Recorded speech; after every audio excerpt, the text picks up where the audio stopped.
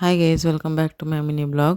कालच्या व्हिडिओमध्ये तुम्ही बघितलाच असाल, लेट झालं तर यायला म्हणून आम्ही नंदच्या घरीच राहिलो. इकडे थंडी जास्तच आहे म्हणून थोडं चालवून शेकलो, रेडी वगैरे झालो, नाश्ता केलो आणि पोहोचलो.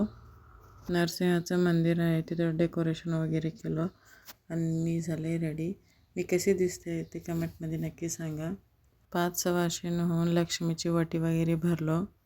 हे सगळं बघून तुम्हाला कळालंच असेल की आमच्या घरी लक्ष्मीचा कार्यक्रम आहे.